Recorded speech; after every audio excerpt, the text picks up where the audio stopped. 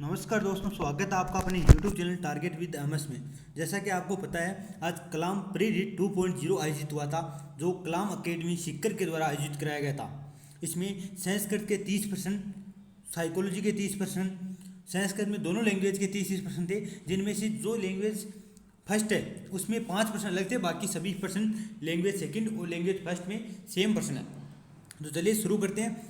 कलाम pre read 2.0 का भाषा second का जो पेपर है वो बता रहा हूँ, क्योंकि ज़्यादा स्टूडेंट भाषा सेकंड वाले हैं और भाषा फर्स्ट में 4 या 5% का अंतर है, ज़्यादा अंतर नहीं है। तो आप इस पेपर को पूरा देखिए। तो चलिए शुरू करते हैं। अगर साइकोलॉजी का आपको पेपर देखना है तो आप मैंने पहले वीडियो अपलोड किया है, उसमें साइकोलॉजी का पेपर देख सकते हैं। और अगर इसकी आपको PDF प्राप्त करनी है तो आप target with MS Telegram channel join कर सकते हैं, उस पर आपको PDF प्राप्त हो जाएगी।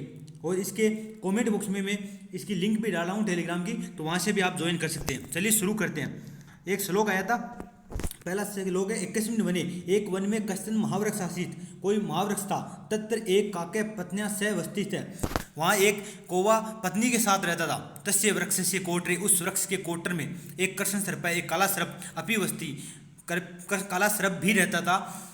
यदा काकस्य पत्नी प्रसूता भवति, जब कोई की पत्नी प्रसूता हो गई, गर्भवती होगी, तदा कृष्ण सर्प तस्य अंडानि खादति, इसमें जब उसके कृष्ण सर्प, काले सर्प ने उसके अंडों को खा गया। एतेन दुखेन काके, इस दुख से काके, तस्य स पत्नी मह दुखम अनुभव, इसमें अत एकदा काके सौमित्र से सरगाल से समीप, इस प्रकार वह कौवा अपने मित्र सरगाल के समीप जाकर उक्तवान बोलता है, वो मित्र, अरे मित्र, स कृष्ण सर्प कथम मानिए, उस कृष्ण सर्प को कैसे मारा जाए, उपायम सूचित, उपाय सूचित करो। सरगाल एकम उपायम सूचितवान, सरगाल एक उपाय बताता है। तत्श्रुता, उनको सुनकर काक बहुत संतुष्ट है, काक बहुत संतुष्ट हुआ। तो ये श्लोक था और आपको ये श्लोक आप वापस देख सकते हैं वीडियो को रोक के। और इसमें आपको मैं प्रश्न बता रहा हूँ सीधा। महावृक्ष अस्त्र समासो वर्ते, महावृक्ष में कौन सा समास है? बहुरी समास, अविभाव समास, द्वंद्व समास, क्रमधारी समास। तो जो महावृक्ष है उसमें क्रमधारी समास है। कौन सा समास है? क्रमधारी समास है। तो इसका सही आंसर हो गया डी, महान है जो वृक्ष। पत्न्या इत्यत्र विभक्तिरस्ति, पत्नी के साथ, देखो श्लोक में, इसमें गद्यांश में आया था पत्न्या से, पत्नी के साथ। आपको पता है से के योग में तृतीय विभक्ति का योग होता है, इसलिए यहाँ पत्न्या में कौन सी विभक्ति है? तृतीय विभक्ति है। नेक्स्ट प्रश्न है, उक्तवान इत्यत्र को प्रकृति प्रत्यय, उक्तवान में कौन सा प्रकृति प्रत्यय है? तो जैसा कि आपको पता होगा कि इसमें वत्स धातु और कत्वतु प्रत्यय का प्रयोग हुआ है। वत्स धातु कत्वतु प्रत्यय जहाँ संप्रासन होकर वह का उ बन जाता है, वो उक्तवान बनता है। तत्श्रुत्वा, देखो ध्यान से देखना, इसको तत्श्रुत्वा लिखा हुआ है, छ के नीचे रह, ऐसे संधि विच्छेदम स्यात्, तो ये है तद प्लस श्रुत्वा, तत्श्रुत्वा। तद द का च हो गया, आगे स है और स का क्या हो गया?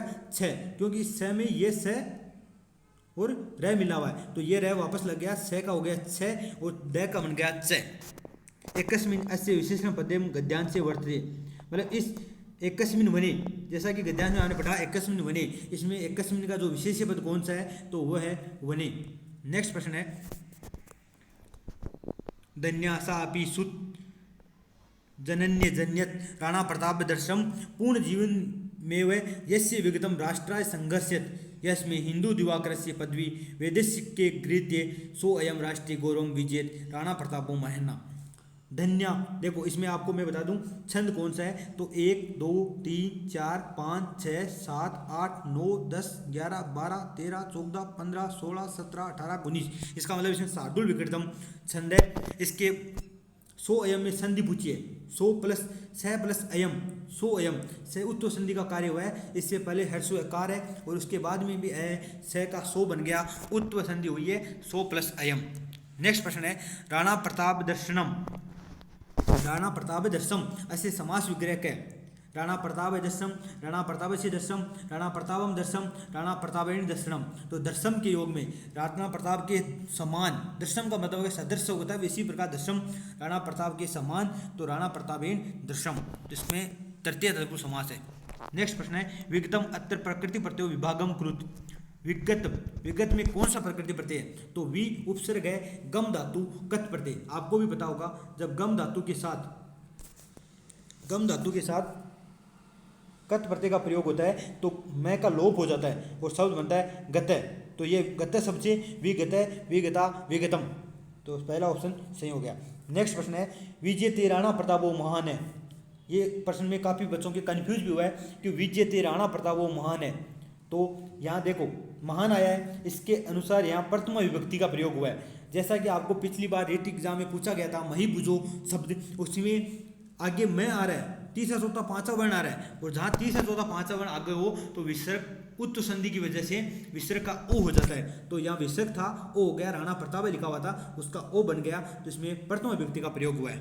नेक्स्ट प्रश्न है श्लोके अस्मिन् छंदो वर्तते। इसमें कौन सी छंद का प्रयोग हुआ है? तो शार्दुल विकृतम छंद का प्रयोग हुआ है। डय वर्णस्य उच्चारण स्थानम किम। तो आपको पता होगा ऋतु नाम मुर्दा, तो इसका जो उच्चारण स्थान है वो है मुर्दा। नेक्स्ट प्रश्न है स मिथ्या वदति, वह झूठ बोलती है। अस्य वाच्यवृत्तम कुरुते। तो स का हो गया तेन, मिथ्या स्त्रीलिंग है, द्वितीय एक वचन में मिथ्याम बनेगा, और वद्यते का उद्यते, यहाँ भी संप्रसारण की वजह से वद्यति का उद्यते बनेगा आत्मनेपद रूप में। नेक्स्ट प्रश्न है नोटिस अस्य करते सेंस करते समय चिन्हुत। ये कुछ बच्चों के कंफ्यूज हो सकता है लैंग्वेज में, ये 9:30 लिखा हुआ है। 1:30 बाद में आपको पता है एक तो नहीं है, ये एक तो आप सब जानते हैं, 10 भी नहीं है, 7 भी नहीं है, क्योंकि 7 जो लिखा जाता है वो ऐसे लिखा जाता है, 6 की तरह ऐसे 7 लिखा जाता है, और 6 ऐसे लिखा जाता है। तो ये 9 है, और 9 के लिए 9:30 वादनम का प्रयोग होता है। नेक्स्ट प्रश्न है पर्वतों में हिमालय सबसे ऊंचा है। हिमालय सबसे ऊंचा है, सबसे ऊंचा के योग में तमक प्रत्यय का प्रयोग होता है। तो यहाँ देखो उस तमय, यहाँ उस तरह का प्रयोग है, यहाँ उस तमम का प्रयोग है। तो ऐसे हिमालय क्या है? पुल्लिंग है, तो पुल्लिंग के योग में तमक नहीं होगा, उच्चतमय होगा। और पर्वतसु आपको पता होगा अगर तमक प्रत्यय के योग में षष्ठी और सप्तमी विभक्ति का प्रयोग होता है तो या तो यहाँ पर्वत नाम होता या पर्वतेशु है। तो पर्वतेशु दिया हुआ है, हिमालय उच्चतम, इसका सही आंसर हो गया बी। नेक्स्ट प्रश्न है ससंगता दोष गुणा भवन्ति। ये सूक्ति है दोष गुणा भवन्ति, संगति से ही दोष और गुण उत्पन्न होते हैं। अब इसमें गुण दोष भी दिया हुआ है, दोष गुणा भी दिया हुआ है, तो आपको पता होगा ये दोष और गुणा दो है, तो दो में दोष गुणा ये भी सही होगा। मायुष्य सूत्रे सुकस्मी सूत्रे अच इत्संज्ञक भवति, मतलब जो मायुष्य सूत्र है उसमें किस सूत्र में अच इत्संज्ञक है? देखो बाकी में हलंत इत्संज्ञक है, जैसे लास्ट में नए की इत्संज्ञा हुई है, किसी में और की इत्संज्ञा हुई है, तो सभी हलंत है। लेकिन एक सूत्र है लण, उसमें जो ल है उसमें क्या है ए, और इस ए की इत्संज्ञा हुई है, अच की इत्संज्ञा हुई है, तो इसका सही आंसर हो गया लण। मूल्यांकन से गुण वर्तते, मूल्यांकन का गुण कौन सा है? व्यापकता मूल्यांकन का गुण है, वेद्यता है, विभेदकारिता है, तो इसका मतलब सभी जो है वो मूल्यांकन के गुण है। नेक्स्ट प्रश्न है चरित्र चित्रण संबंधी प्रश्न भवन्ति। तो जो चरित्र चित्रण से संबंधित प्रश्न होते हैं वो नाटक शिक्षण में होते हैं, तो ये भी आपको ध्यान रखना है। नेक्स्ट प्रश्न है गद्य पाठ योजना आदर्श वाचन क्रियते। तो जैसा कि आपको पता है आदर्श वाचन केवल अध्यापक के द्वारा किया जाता है, छात्र के द्वारा अनुवाचन और सामूहिक वाचन किया जाता है। नेक्स्ट प्रश्न है वस्तुनिष्ठ परीक्षा या गणित। वस्तुनिष्ठ परीक्षा कौन सी है? जो शलाका, अंत्याक्षरी और साक्षात्कार परीक्षा है, ये तीनों मौखिक परीक्षाएं हैं, जो कि लेकिन वस्तुनिष्ठ परीक्षा है, जो लिखित परीक्षा का एक भेद है वो है रिक्त पूर्ति प्रश्न। नेक्स्ट प्रश्न है परिष्कारात्मक शिक्षण भवति, या परिष्कारात्मक शिक्षण कौन सा है? तो उपचारात्मक, व्यापकम, मौखिकम, विकल्पात्मक। तो जो उपचारात्मक शिक्षण है उसी को परिष्कारात्मक शिक्षण भी कहा गया है। व्याकरण शिक्षण अनौपचारिक शिक्षण विधि। व्याकरण शिक्षण के लिए अनौपचारिक शिक्षण विधि कौन सी है? सूत्र विधि, आगमन विधि, निगमन विधि, भाषा संसर्ग विधि। तो जैसा कि पता है आपको व्याकरण शिक्षण की अनौपचारिक विधि जिसे अव्याकृत विधि भी कहा गया है, भाषा संसर्ग विधि है, और इसमें संभाषण के माध्यम से ज्ञान दिया जाता है। व्याकरण का औपचारिक ज्ञान नहीं दिया जाता बल्कि संभाषण के माध्यम से अनौपचारिक ज्ञान प्रदान किया जाता है। मस्तिष्क यंत्र से अपर नाम है किम। मस्तिष्क यंत्र का अपर नाम क्या है? दूरदर्शनम, ध्वनि पंजिका, भाषा पंजिका, संगणक। तो मस्तिष्क यंत्र का जो अपर नाम है वो है संगणक। ये परीक्षा में आया हुआ प्रश्न है। पद्य शिक्षण से क विधि प्रश्नोत्तर विधि अपि कथ्यते।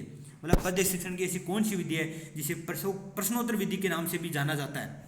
दंडान्वय विधि, भाषानुवाद विधि, तुलना विधि, खंडान्वय विधि। तो ये खंडान्वय विधि है, उसको प्रश्नोत्तर विधि के नाम से भी जाना जाता है। पाठ्य पुस्तक से प्रारंभाय छात्रां पूर्व ज्ञान से आधारित प्रश्नम कथ्यते।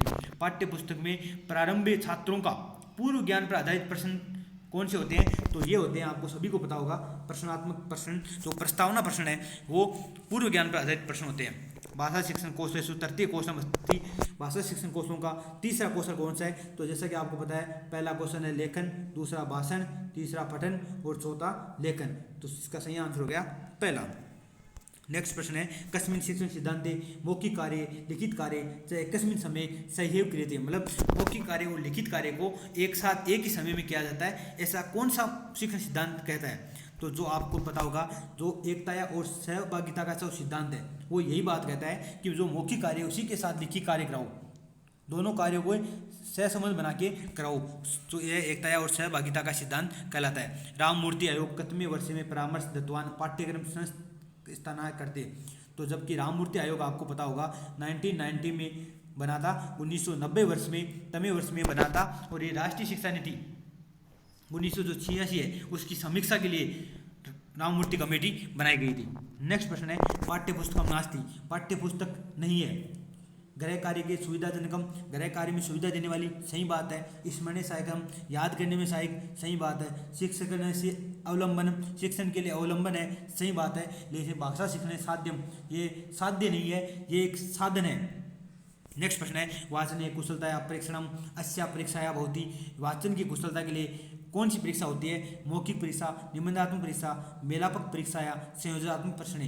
तो मौखिक परीक्षा है वो वाचन की कुशलता के लिए होती है। ये थे आपके जो कलाम में के द्वारा आयोजित हिट प्री हिट 2.0, उसमें तो 30 प्रश्न थे, उनको मैंने सोल्व कराया। मैंने पेपर को जल्दी जल्दी कराने की इसलिए कोशिश की है क्योंकि अब हिट के समय कम बचा है, इसलिए आप ज़्यादा से ज़्यादा तैयारी करें। इसलिए बहुत कम समय मैंने ये पेपर पूरा करवाया है। और आप अगर इसकी PDF भी सीधा देखना चाहते हैं तो टारगेट विद MS ज्वाइन कर सकते हैं टेलीग्राम चैनल। धन्यवाद। आपके इसमें 30 में से कितने बन रहे हैं ये भी आप कमेंट ज़रूर करें। धन्यवाद।